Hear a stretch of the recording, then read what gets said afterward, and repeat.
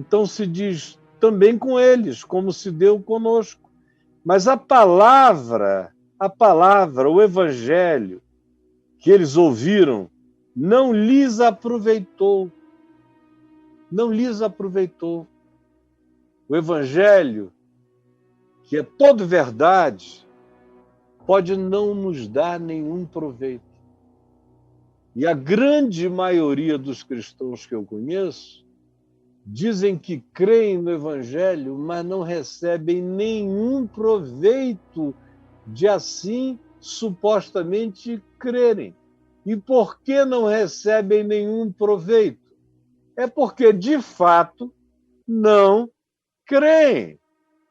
Eles apenas estão aí, andando na mesma jornada histórica, se dizem cristãos, vão a congregações, recebem batismos, como Paulo diz em Coríntios, que aqueles lá do deserto, fazendo alusão ao mesmo grupo, também foram batizados.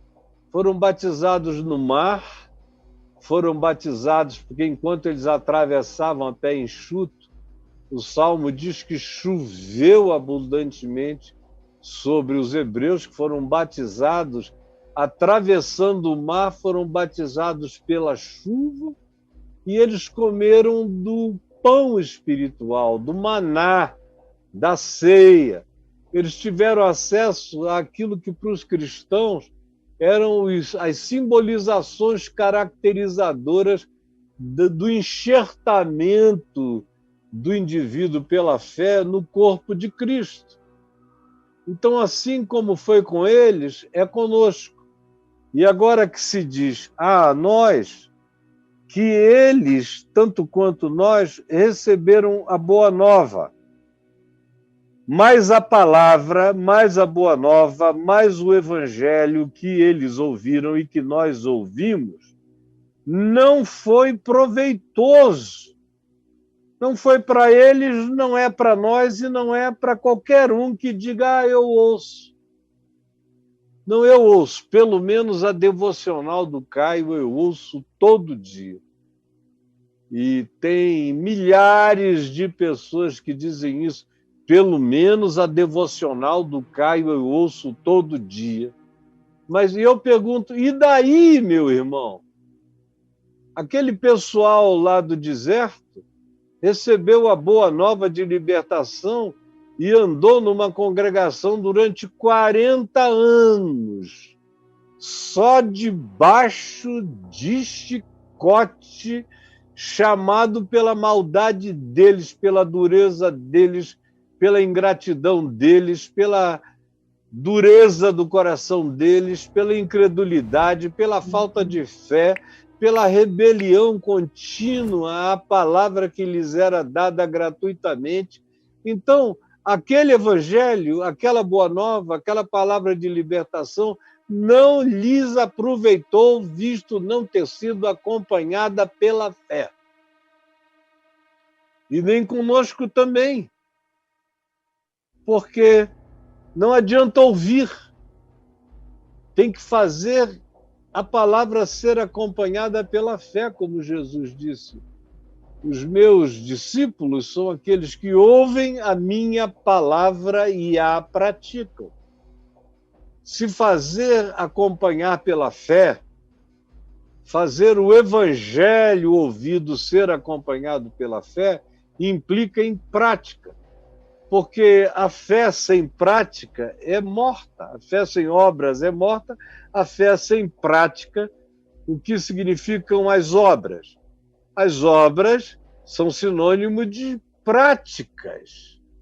A fé sem prática é morta, o evangelho sem prática é morto. Meu Deus, nós deveríamos estar cansados de saber disso. Nós, porém, que cremos, se cremos, só os que cremos, ninguém além dos que cremos, entram no descanso.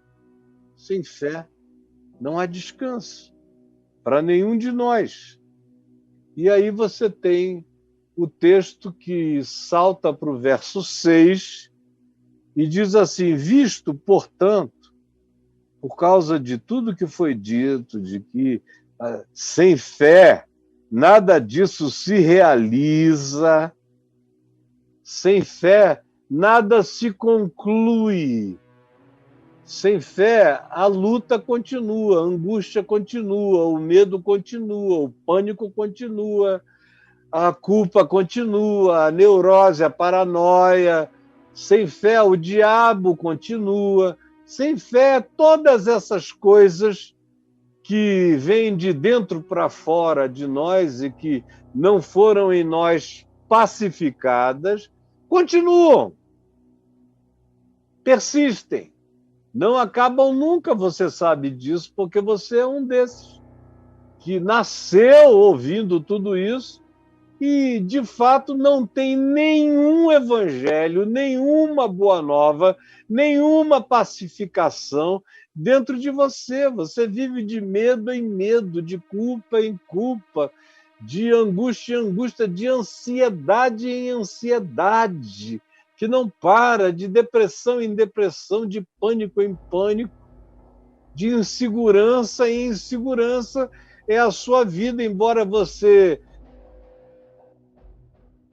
do batizado, participe daquilo que caracteriza os atos de fé simples dos que creem no Evangelho, tudo isso, mas o Evangelho não tem nenhum proveito na sua vida.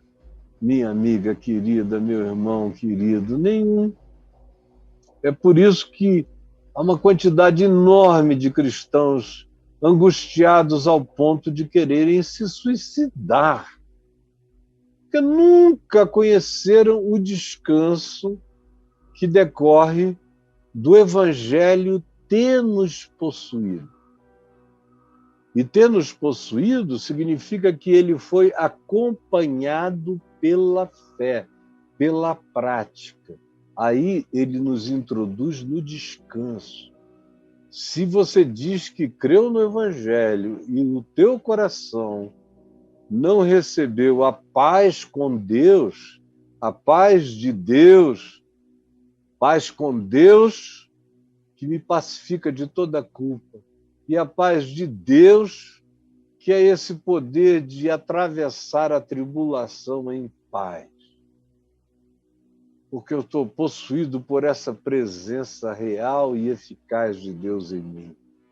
Porque a promessa não está num livro, está escrita dentro de mim. E é com base nessa palavra, promessa do Evangelho, que eu pratico tudo que pratico na vida com fé. E aí, gozo o descanso. Sem isso, não tem descanso.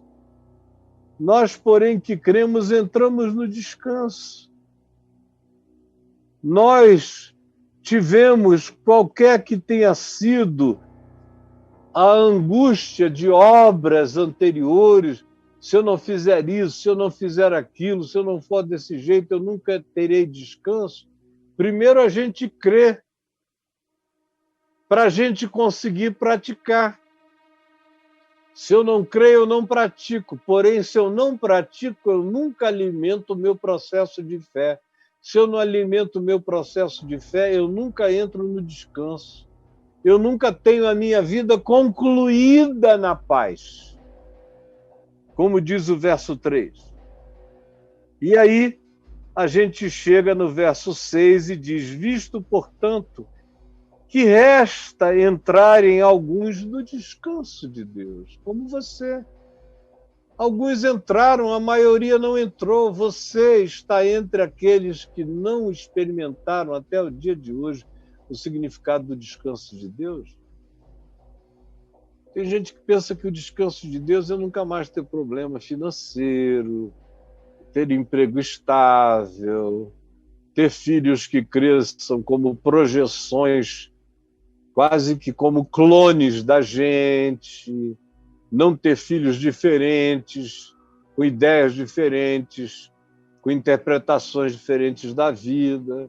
Tem gente que pensa que entrar no descanso de Deus é ter uma casa para passar o fim de semana, porque no fundo, é isso que vocês são ensinados pela religião, especialmente pela religião da teologia da prosperidade, da materialidade, a religião do consumo. Aí vocês não conseguem nem imaginar a ideia de que aquele irmãozinho, aquela irmãzinha, que não tem quase nada, podem ter infinitamente mais paz do que você, que tem tudo e é vazio, angustiado, todo medicado e com medo de morrer, outras vezes com vontade de morrer e até de se suicidar, porque não entrou, não aproveitou o descanso, não fez a entrega. Você tem até crenças cristãs, mas você não tem fé.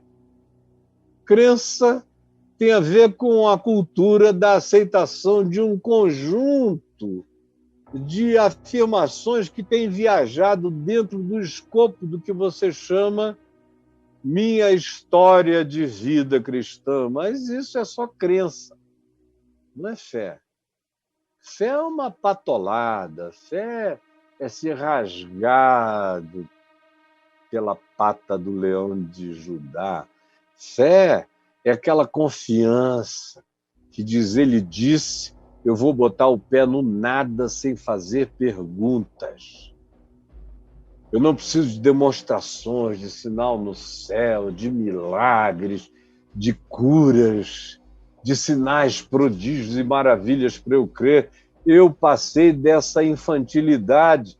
Quem não gosta de sinais, prodígios e maravilhas? Quando eles vêm, aleluia. Se eles não aparecerem, a minha fé é maior do que sinais, prodígios e maravilhas. A minha fé está ancorada na ressurreição de Jesus, não na cura do coxo na entrada do templo.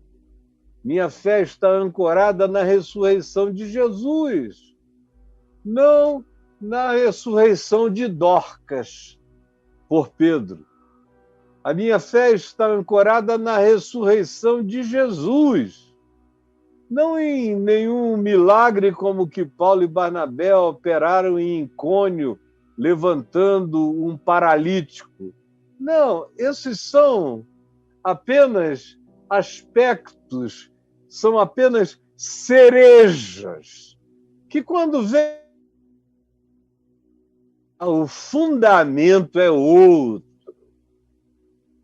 E ele nasce e eclode da ressurreição.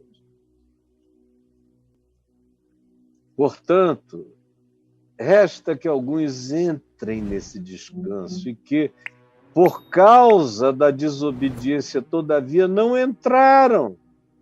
Não entraram.